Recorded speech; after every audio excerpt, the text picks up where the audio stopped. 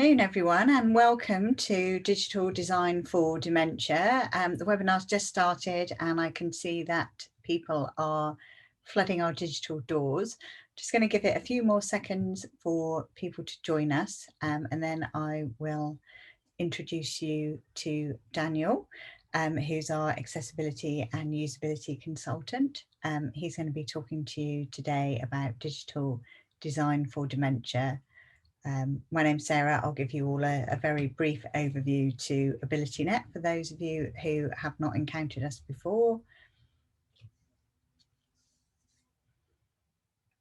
The numbers are still rising, so I will just wait a minute or so for everyone to come in.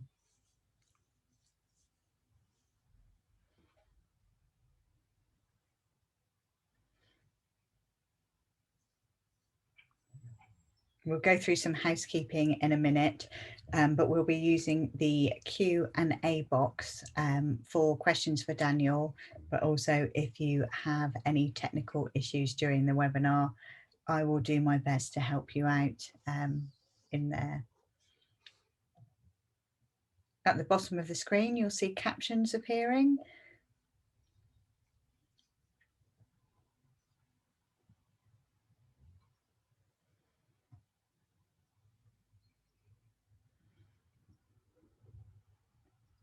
Okay, so numbers are still going up, so I'll just wait another minute or so.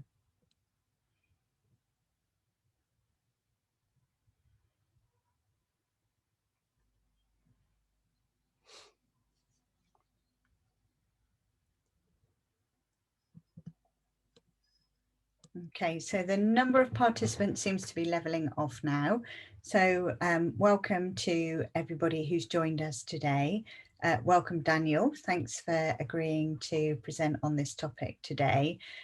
So I'll just run through some housekeeping and a little bit of information on AbilityNet. Then I'll hand over to Daniel and he'll talk about dementia, why it's important to design for dementia as part of an overall inclusive design approach, the importance of involving users in that process, and then he'll go into some more of the detail around structure, design, and language. So as I've already mentioned, live captions are appearing at the bottom of the screen. As I've also said, please do use the Q&A window for any questions. There's a typo. The chat window, not widow, is turned off for ease. That's because just makes it easier for us to monitor one area, but also for people who are using screen readers, it's not great for accessibility to have that chat box turned on. Following the webinar, we'll send you an email and that will have a link to the slides, a transcript and a recording. And you'll be notified of that. And there'll also be a follow-up email for any feedback. So please do share feedback with us. So a brief overview of AbilityNet services. So our mission, which you can see in the bottom, in the middle of a wheel here, is a digital world accessible to all.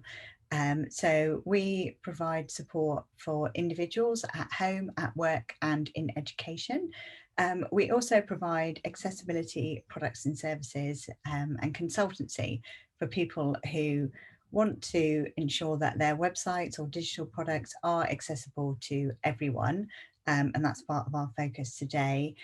We also do run 2 events annually, one TechShare Pro, where we pull together leaders within the accessibility community to share tips and learnings around creating accessible digital products, and also one where we celebrate tech for good. So I'll pass over to Daniel now. Hi, Daniel, and I'll just pop myself on mute and keep an eye on any questions coming in. Thank you, Sarah, and welcome everyone to this session on digital design for dementia. As Sarah said, my name is Daniel Mclaughlan. I'm an accessibility and usability consultant here at AbilityNet. I will be talking about what we mean when we say dementia, talking about why it's important to design for dementia, and then walking you through a range of key considerations that you can put into practice when you are thinking about designing your digital products and services.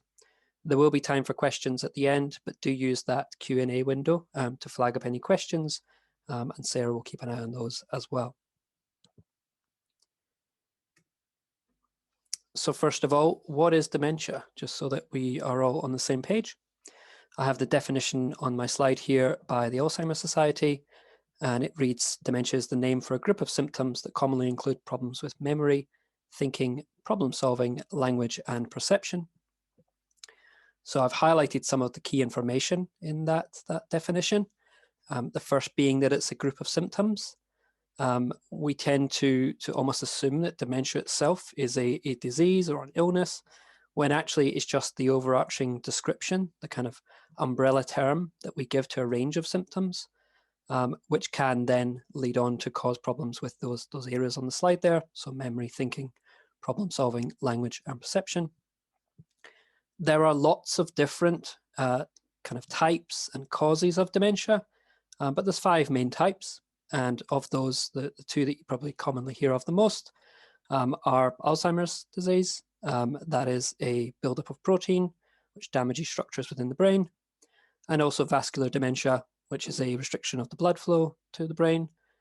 Ultimately, though, dementia is just describing the symptoms that occur when the brain is impacted, whether that be through some other kind of disease or head injury, for example. It is a progressive condition, and everyone's experience of dementia is different.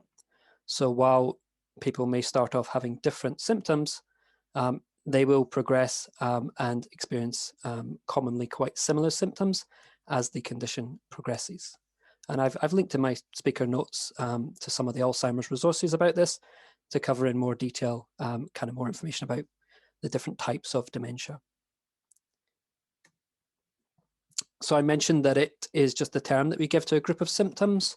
So some of the key symptoms that people can experience, and bear in mind this is not exhaustive, include memory loss, so trouble with kind of day-to-day memory, remembering recent events or recalling information, difficulty with concentration and planning, so making decisions, carrying out a sequence of actions, particularly as part of a task, or solving problems.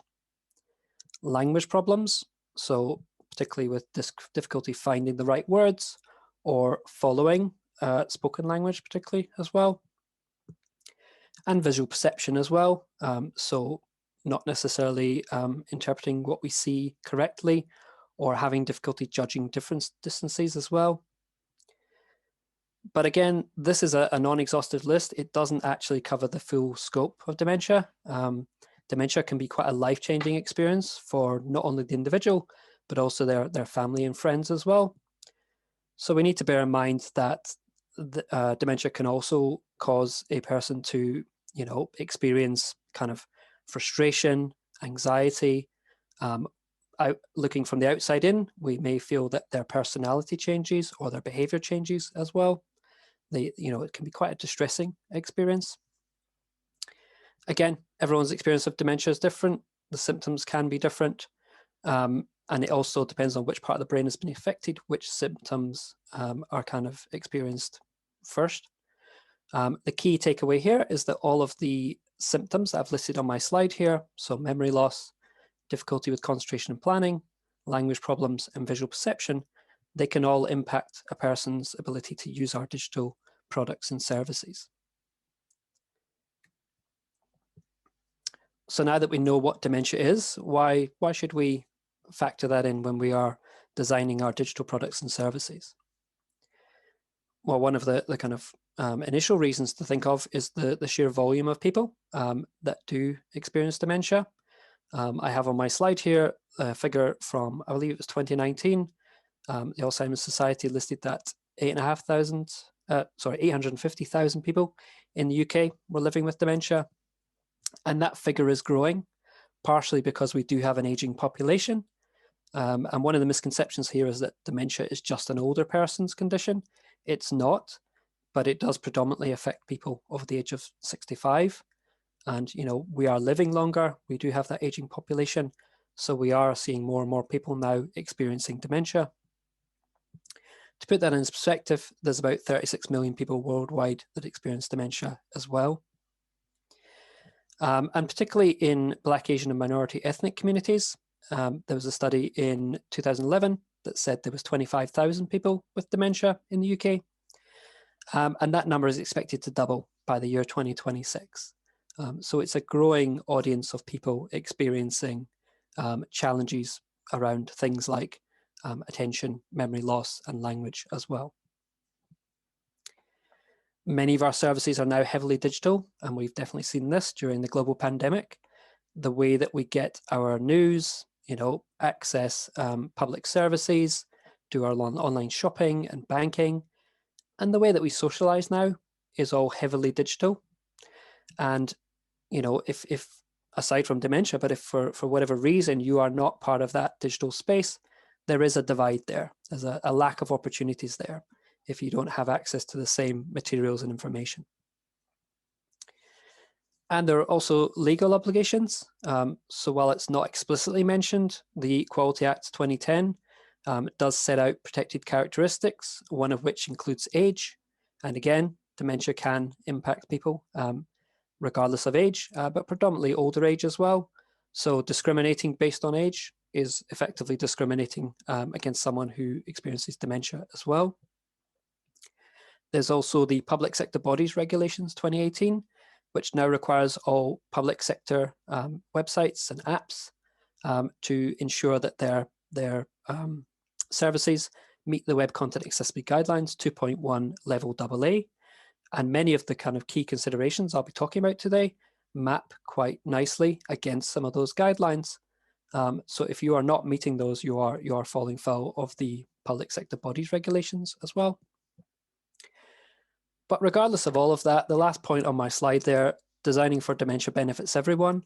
A lot of the things I'll be talking about today, yes, they will benefit people with dementia, but actually it goes beyond that. And this is why we call it inclusive design, because the intention is that, we kind of consider the experience of the one or the single, and then expand to many to make sure as many people as possible can use our products and services. So designing for dementia then, I'm going to run through those key considerations now and tell you a bit about what they are and why they are beneficial.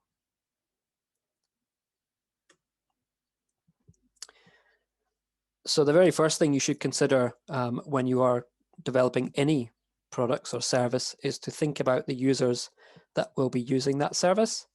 Particularly in the case of disability, but also with something like dementia, you want to make sure that you are listening to the people that are going to be interacting with that service.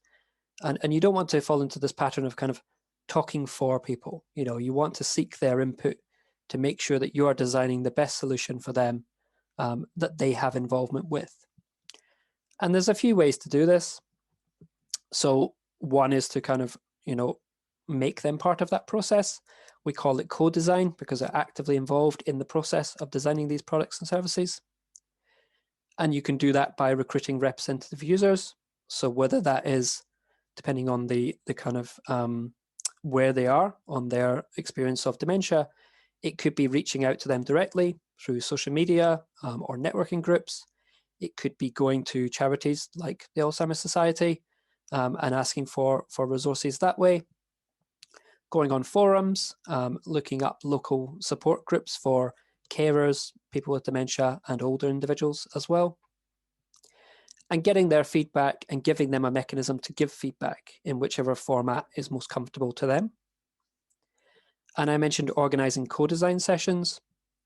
There was a study done, I think it was 2019, which looked at 26 different co-design sessions with people with dementia. I've linked it in my speaker notes because it's an interesting read, but it identified that there are positive benefits to including people with dementia in your design approach, both for those people in terms of giving them a voice, making them feel valued and included, but also for the designers because it challenges those assumptions that we have. It challenges the kind of inherent stigma that we might foster if we just rely on those assumptions. And it also included notes about some of the strategies to working with people with dementia. So things like having smaller focus groups, focusing on a single activity at a time, using topic guides to steer the conversation, and using external memory aids to just, complement the topic that is being discussed, for example. And that can be done regardless of the stage of dementia. I think that study found that since 2014, there has been more focus on people at the later stages of dementia as well being involved in those sessions. But that's not to say that someone at the start of their journey also couldn't contribute as well. I've linked to that article so you can read it. The other link on my slide here is by what's called DEEP, the Dementia Engagement and Empowerment Project. And this is a network of groups of people with dementia that very much empowers them to speak their own words and share their experience. So that's another really good approach to involving these people in your designs.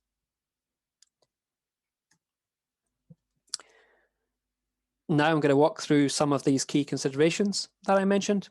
So the first one is using a clear structure.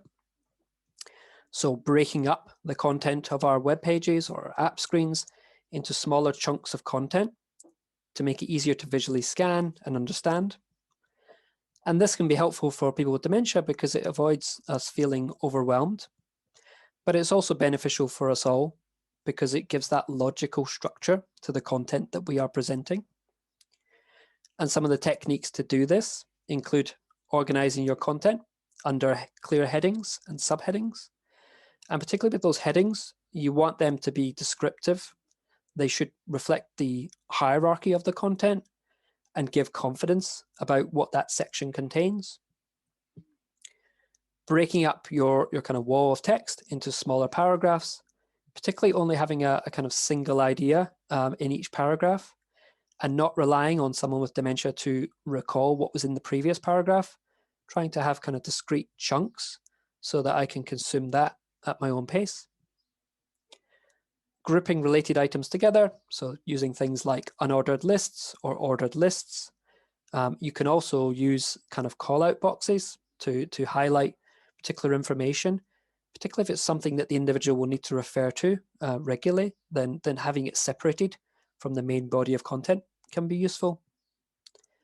An overall good use of white space, give elements room to breathe, give me time to consume certain parts of the content before moving on to the next as well. Just break it up into more digestible chunks of information. Thinking about providing a consistent navigation. So helping users to orientate themselves and not only know where they are now, but also where they've been and where they can go next. So this partly comes in line with mentioning descriptive headings. You want to make it clear what the purpose of that heading is. So try and avoid ambiguous terms. So saying things like news or services. Are you talking about local news or regional news? When you say services, what do you really mean? But also thinking about headings that are quite similar to each other and how it might be quite easy to misinterpret those meanings and get those mixed up as well. Thinking about your page titles, typically the first thing that a user will encounter when they arrive at your website.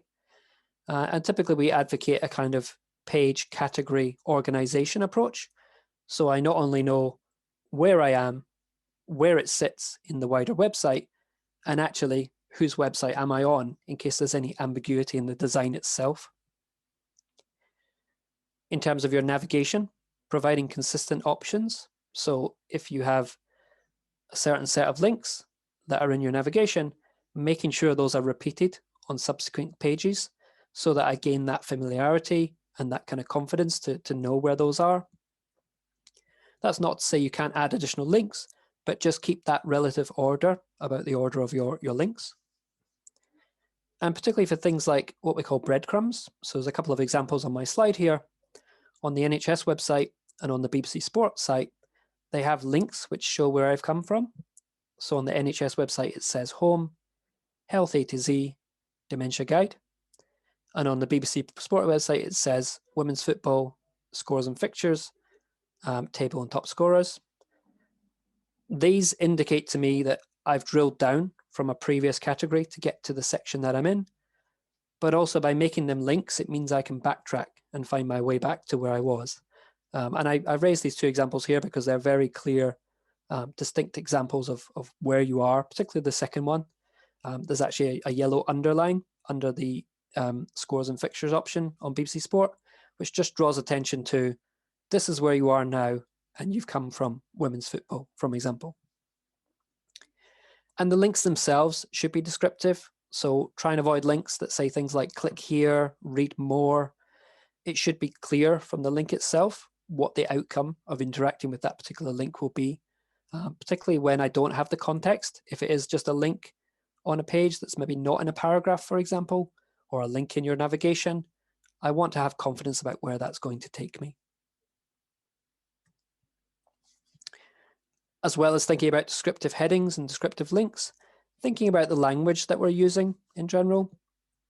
So using clear, appropriate language, particularly for people with dementia. If language appears to be too long or too complex, or on the face of it appears to be irrelevant to what they're trying to do, it can be difficult to understand, it can be off-putting. So some of the ways to consider our language are to use simpler words with less syllables, so avoiding having big long sentences with lots of complicated words in there that might be difficult to read. I mentioned one idea per paragraph. Typically one subject per sentence would be the way to go here.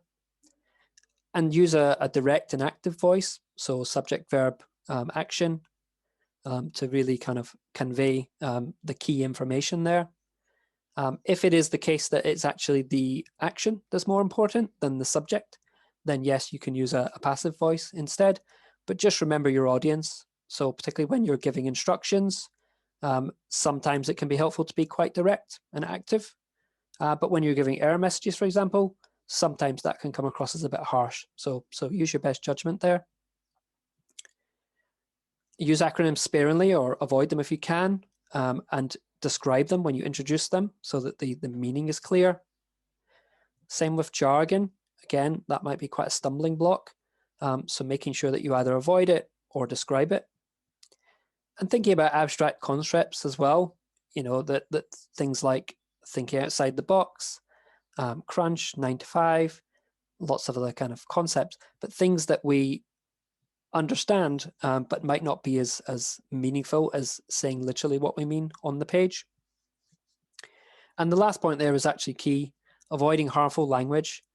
At the end of the day, when we talk about people with dementia, we're talking about people.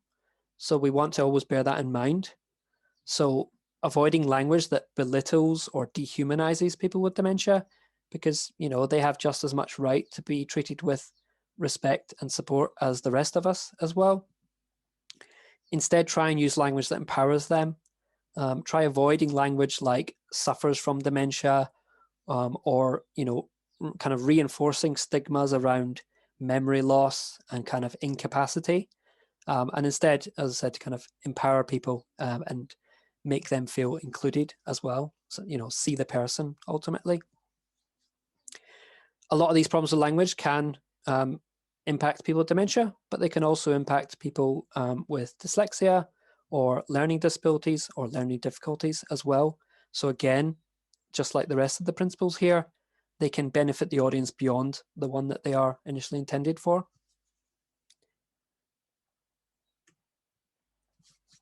As well as your language, think about the actual text that you are presenting that language in and providing clear, legible text.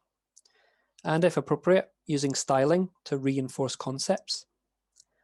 So when it comes to your font choice, avoiding fonts that can seem cluttered and a bit busy, like the kind of serif fonts with the kind of curly flourishes on them, and instead using things like Arial or Verdana, which are what's known as sans serif fonts, so they don't have those little tails on them. And if you need to, using things like bold text to draw attention to particular words. Bearing in mind that if you use something like italics or underlines quite predominantly, they can appear quite busy and fussy, particularly if someone has multiple conditions. And if this is an older person that is experiencing dementia, it may be that their eyesight is also affected. So having text that is italics or lots of underlines can become more challenging to read. Where possible, using left-aligned text is quite typical, but avoiding centered or fully justified text. There's a couple of images on my slide here where I've got about 2 or 3 paragraphs. One is left-aligned, and we have this very clear, hard left edge, and the other is centered, and we get this kind of staggered edge. So your eyes are having to do more work to track the left-hand edge to find the beginning of the next sentence. Avoiding using all caps, so putting letters in capital letters where possible. There's different schools of thought, but the predominant feeling is still that we recognize words by shape. So if you are using all caps, you're essentially just presenting me with a block shape. It can be quite tiring, it can be quite difficult to read, and particularly online, digital, it's the equivalent of shouting. It's not what you want to be writing your body copy in. It's okay in moderation for the odd heading, but not in the actual body copy as well. And use a suitable font size, so 12 point or higher, but crucially allow me to adjust that size. So don't restrict your website or your app to just a fixed font size. Again, beneficial for older individuals who may want to increase the size of fonts, but actually beneficial for all of us as well. If we are, for example, looking at your website on a mobile device in bright sunlight, it might be harder to see some of the information on there, regardless of whether I experience dementia or not as well.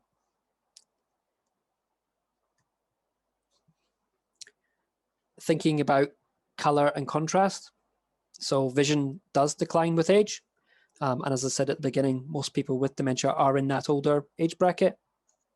Blue in particular can be a particularly problematic color, particularly if it's used for user interface elements to show that something is selected or has focus, for example. So avoiding that where possible. But also thinking about the color contrast of your text. So the Web Content Accessibility Guidelines sets out minimum requirements here for regular size text being 4.5 to 1 and larger size text 3 to 1. But if you can aim for 4.5 to 1 as a baseline and treat that as the absolute minimum, then you should certainly do so. And then thinking about user interface elements. So that is that minimum baseline of 3 to 1 contrast ratio. So making it clear that I know which elements are focused, which elements are selected, knowing which element is a link, for example, in a paragraph, and not relying on color alone to communicate that information. So in the case of that link, you can provide an underline. In the case of something like a chart or a graph, you can use patterns to distinguish different colors. If it's something like showing kind of selected items, you can use bold or a block of color as a kind of background to indicate that different items are selected as well. But ultimately, just making sure that we are providing good color contrast and using color appropriately to draw our attention to different sets of information to benefit people with dementia, particularly when it comes to attention as well, avoiding having to do more work to try and understand the content that's there, the information that's there.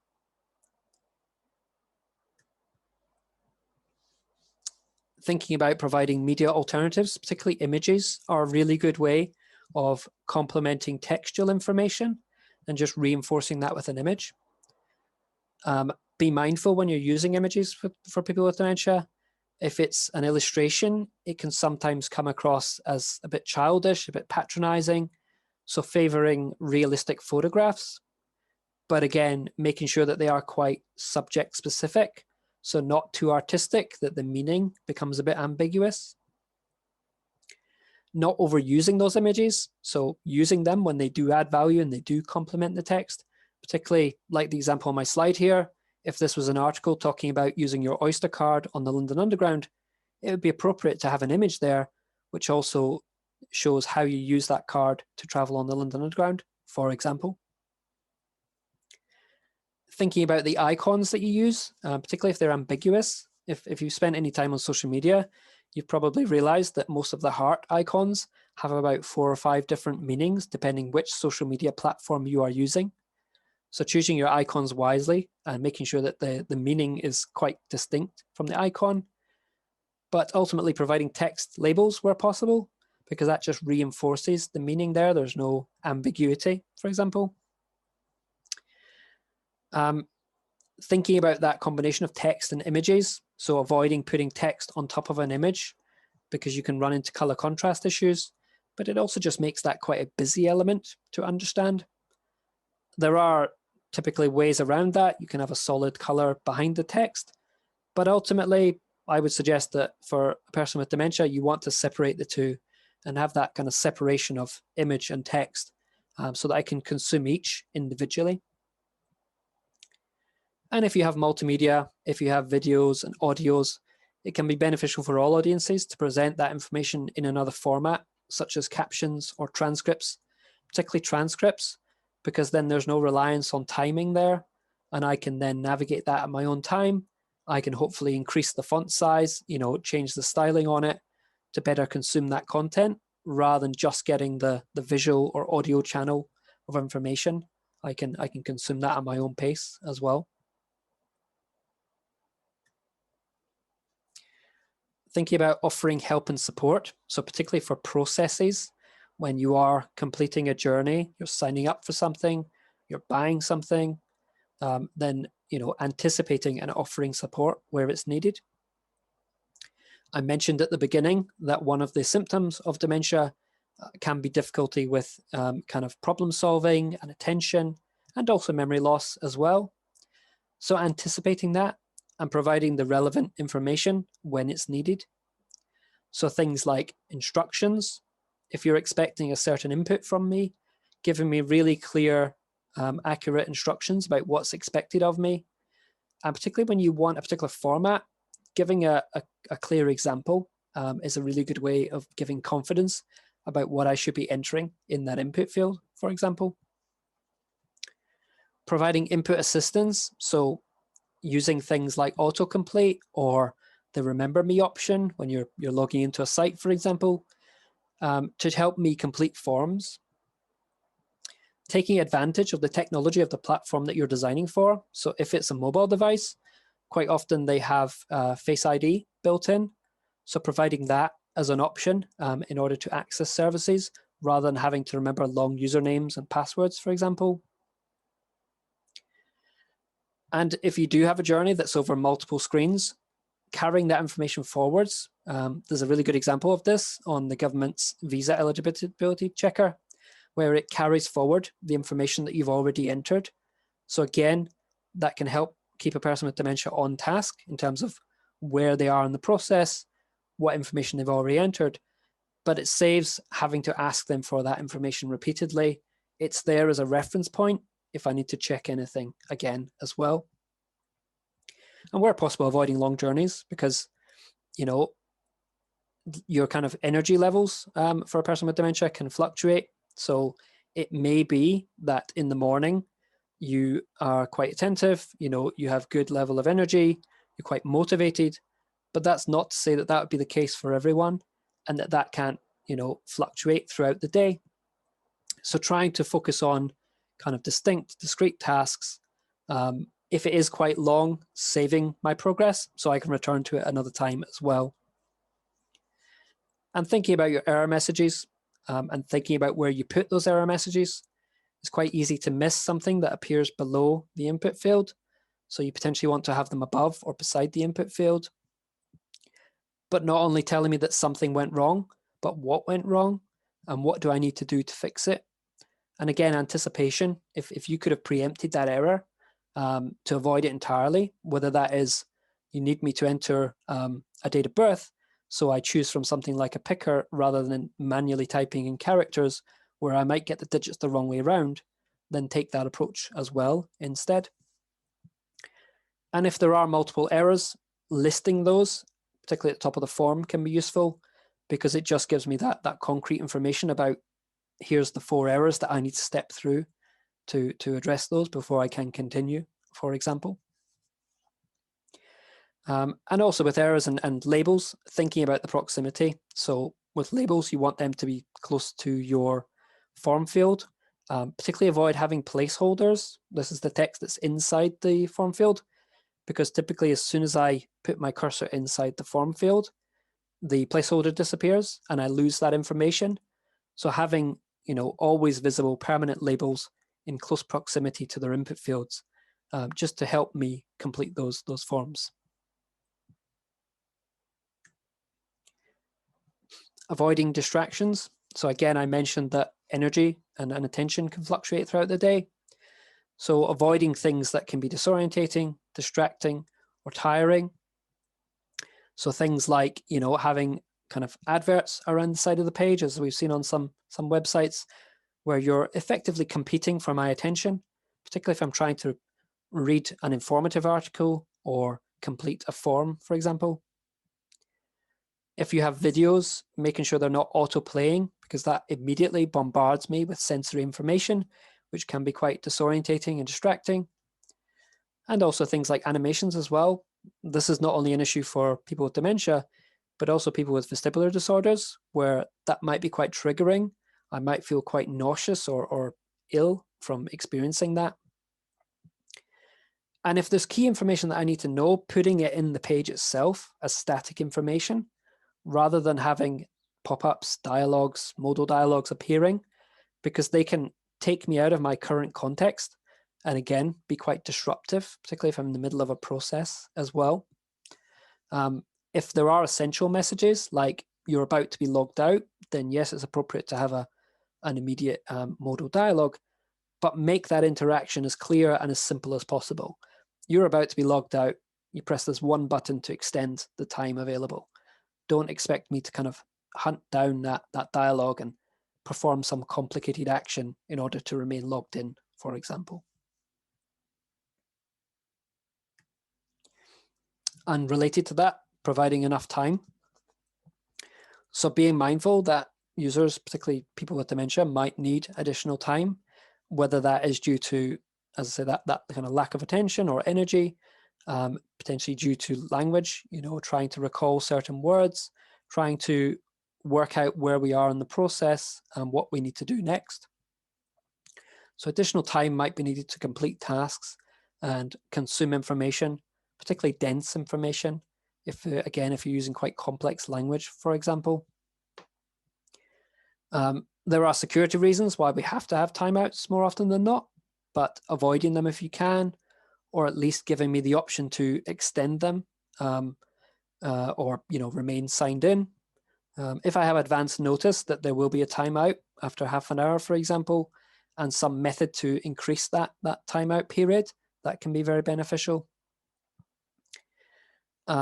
Again, providing that kind of static information that I can, remain on and work through at my leisure.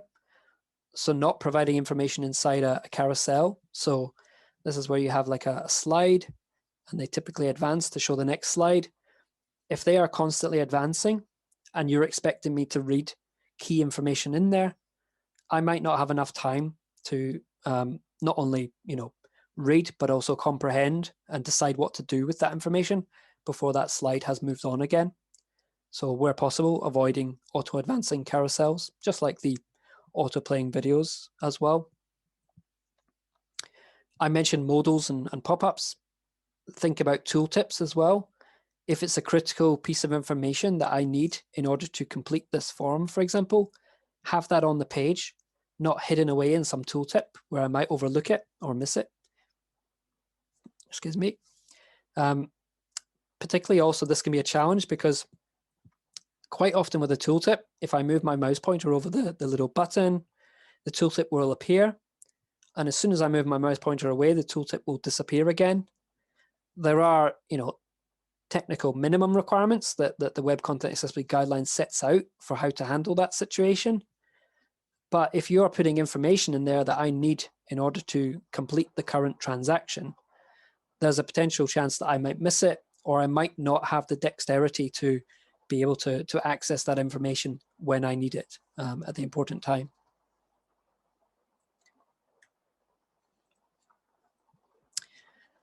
Also think about supporting different interactions. I said that dementia can affect older people.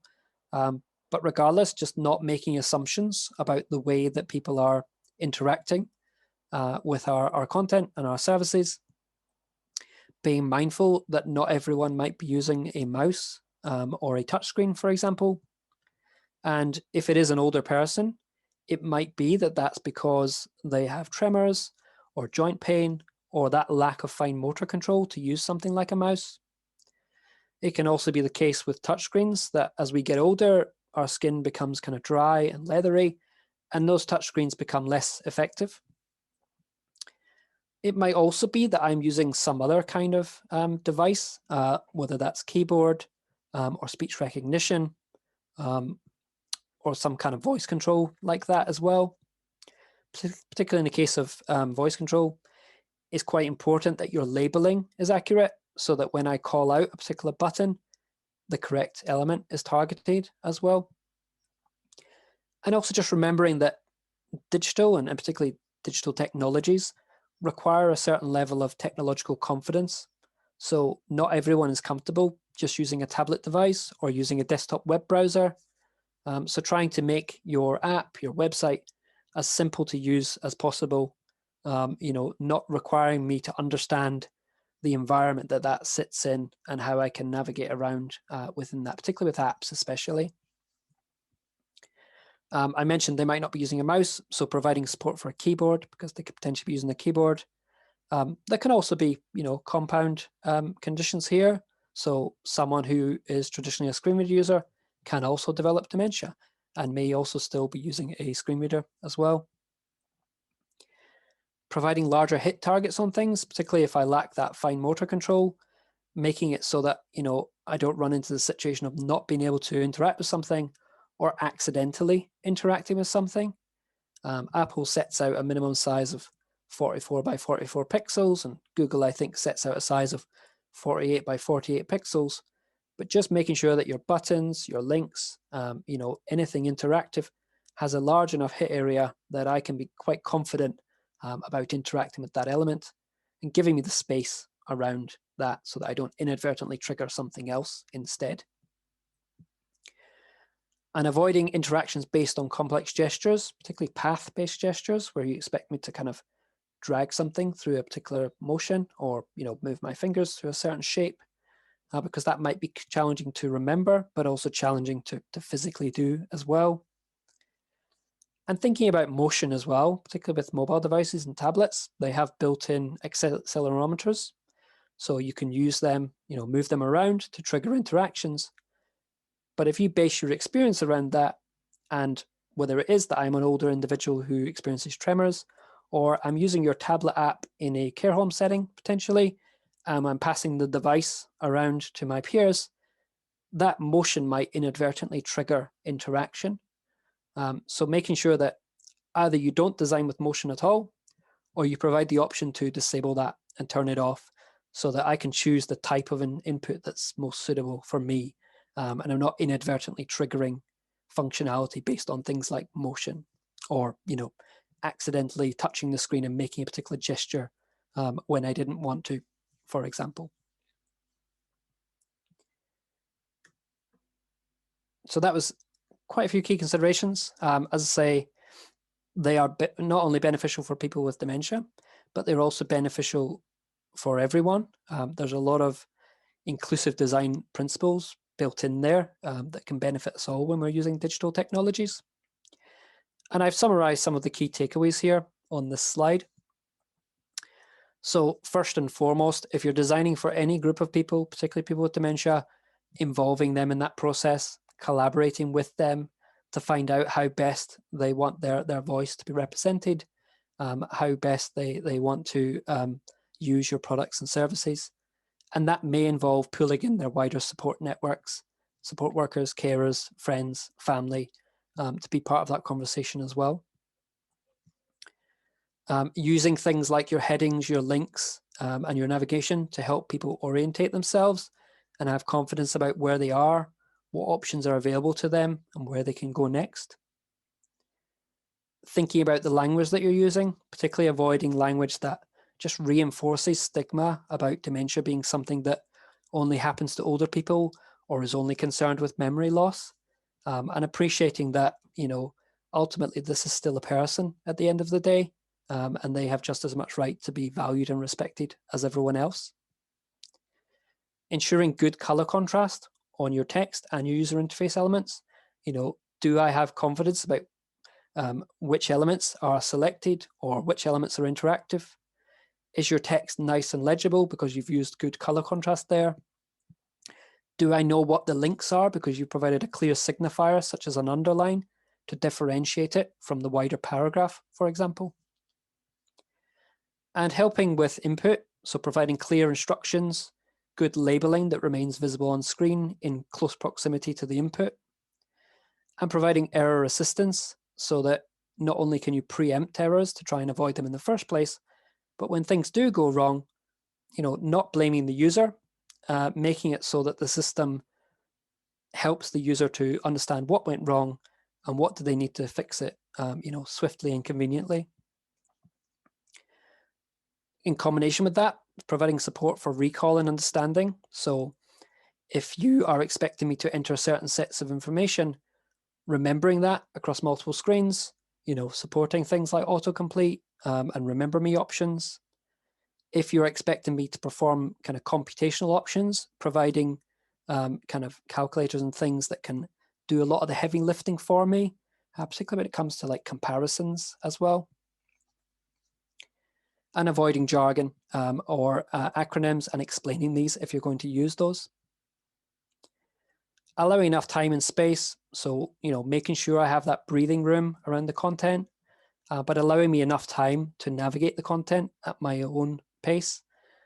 So warning me if there's going to be a timeout, avoiding having auto-playing videos and animations, and auto-playing carousels and things as well. And supporting different interactions, understanding that not everyone will be using a mouse or a touchscreen.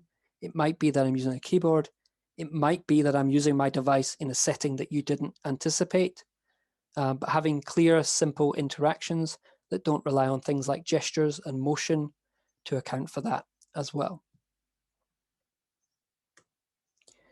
I've seen that the Q&A has been flashing up, so I will see if there are any questions that I can hopefully answer. Thanks for that, Daniel. I think that was a really brilliant whistle-stop tour and plain English and modelling a lot of what you've talked about, very accessible. We've had a few questions come through, so I'll pick some out. So one from Mike Wald is saying some of the design aspects mentioned are subjective and don't appear in WCAG 2.1. How can a contract with a web design company be written to ensure their web design is okay for dementia? Yeah, really good question. Because the Web Content Accessibility Guidelines sets out, quite clear success criteria with clear requirements on how to pass. But there are lots of things that are not included in there. So some of the things I was talking about grouping content, we can use things like landmarks and things. Some of the more subjective stuff around language and things doesn't really come into play until much later on. I think it really needs to be a bit of a dialogue with that agency. Perhaps something you could build into your policies when you're setting out your procurement policies as well, that you expect certain providers to demonstrate, whether that is something as simple as with language, we use an automated checker to make sure that we are targeting kind of secondary level education, for example, with our language, or if we provide any content that has acronyms, we make sure that a glossary is presented, things like that. But also just that not only do they state that they adhere to the Web Content Accessibility Guidelines, but they also follow a set of best practices. And a lot of the things I talked about today, some of them do fall into best practices. They're widely known. So you can make that part of your policy agreement with them when you're procuring their services as well. And Craig Melcher is asking, is gov.uk the best example of good practice? Are there any other sites that you suggest that are doing a particularly good job around accessibility? I think gov.uk certainly makes a lot of effort when it comes to accessibility. So they have very high contrast. Where possible, they try to have quite descriptive headings and links and clear language. And they've got really good articles on there about writing for, I think it's actually writing for disability, but writing in plain English, for example. Outside of that, I think some of the really good resources I found were on that DEEP website I mentioned, the Dementia Engagement website. They've got a whole Dementia Voices section where they have resources around how to produce kind of clear, legible text and presenting information in a clear, accessible way. Beyond that, unfortunately, a lot of kind of mainstream websites, like our news websites and things, unless you go and find the easy read versions, the kind of landing homepage is not always that clear, particularly a lot of the language, I think, that they tend to use as well. But yeah, Gov is a very good example. The NHS, yes, but obviously they also have to include a lot of medical jargon just by the nature of what they do. But they are two of the kind of clearest examples when it comes to prioritizing accessibility, just in the way their websites are built and the way that they present information with good kind of chunking and layout of content. And there's a question here from somebody saying, it says, from a text perspective, do you feel at the moment that HSBC UK sends helpful messages, or do you feel it could be improved for sufferers of dementia, anyone with accessibility? I don't know if we can comment on the specifics. I guess the question is, how well are text messages optimized for people with dementia? Yeah, I read that as messages in general. So like instructions, error notifications. Yeah, I can't comment specifically on HSBC. Like any financial institution, I think there can be a lot of kind of cognitive needs in terms of I need to log into my account with multiple sets of information. I need to know that certain tokens have expired, things like this. I definitely think that in general, this is not HSBC specific, that could be an easier process. But that's more a criticism of the wider digital web, the world that we live in. Unfortunately, we do have all these kind of security restrictions as well. Broadly speaking, I think, financial institutions, it's the nature of the industry, isn't it? That there's a lot of heavy terminology and language. I've definitely seen institutions presenting quite nice, clean. A lot of the onboarding journeys are quite nice and clean, simple language, simple layout. So carrying that forward into the actual day-to-day banking operations, for example, would definitely be a lot more beneficial for everyone, not just people with dementia. And there's, I guess, a related question here about whether it would be useful for a bank to know that a customer suffers from dementia and then to hyper-personalize the services. So, for example, removing ads or flashing messages. So I'd be mindful of asking customers to kind of disclose that information. There's a big conversation piece on accessibility around, particularly around disability. Do we have the right to know that someone is disabled? I definitely think there are ways to, if not capture that information, capture preferences. So, particularly in AbilityNet, when we're capturing people's reasonable adjustments, we tend to ask questions around, how do you prefer information to be presented to you? People have disclosed things like, I prefer to know ahead of time what information I'm going to need for a meeting, for example. So you can be quite generalist while also still being quite helpful. And kind of implying the different strategies there.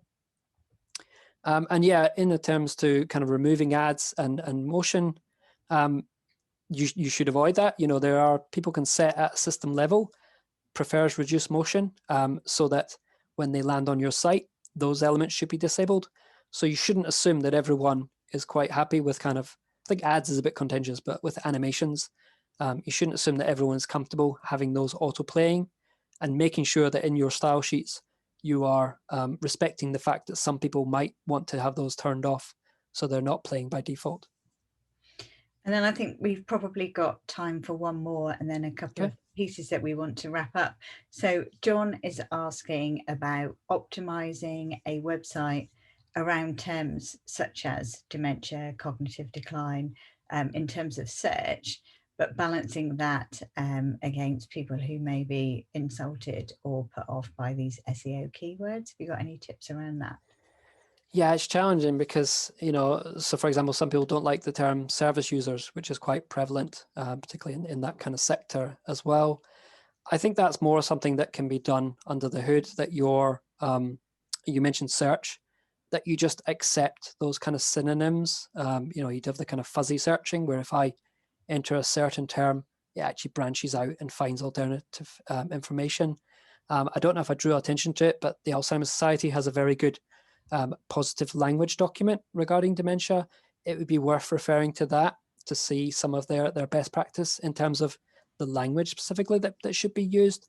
And just bearing in mind that, unfortunately, everyone is different. That's a great thing, but unfortunately, not everyone will agree on the same terminology that should be used. So I think just trying to cater to that as much as possible is all we can do. And there's one here which may or may not be a quick one, but someone's asking, you talked earlier about dementia and age. So they're asking, is dementia classed officially as a disability, or is it only the age part in terms of discrimination?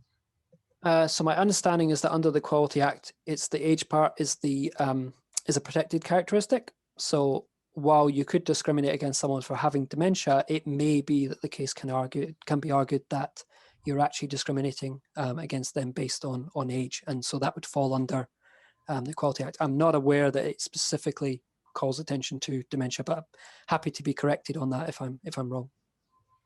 That's brilliant. And I'm mindful that we've only got a few minutes left. That hour has flashed by. Thank you very much, Daniel. I know we've got a few bits of information to share, so I wonder if we should just do that and then wrap up. Yeah, something you and I discussed this morning, Sarah, was that any questions that we didn't get to, or any that we could maybe, answer in a fuller form, we can certainly put together a blog post with this information as well to help you. Absolutely. So I'm not going to read all of this out, but there was a question earlier actually about support from AbilityNet. There are some links here, so please do. The slides will be made available via SlideShare. They'll be embedded into the landing page, and you'll get a link to that afterwards. So please do have a look, and hopefully some of these resources will be useful for people afterwards. And there's all the links that Daniel has shared as well. And like you say, Daniel, within your notes. Yep. And just a couple of upcoming webinars, which are also free, which may be of interest to people. Next week on Tuesday at 1 o'clock, we're looking at creative approaches to dementia using technology. And we'll be joined by a company called Tova, who make a magic table. It's like an interactive table that is used in a lot of care settings for people with dementia. So please do join us for that one. We'll also be joined by Digital Voices, who help people create life books using tablets and technology, life stories of people living with dementia. And then the week after that, we have Tech Tips for Independent Living. And that will be looking at smart devices in the home, but it will also include some specific tips from an occupational therapist who has been working with smart technology and older people, some of whom have dementia. So things like tips for setting up regular reminders for taking medications, putting the bins out, that kind of thing. So you may be interested in some of those as well.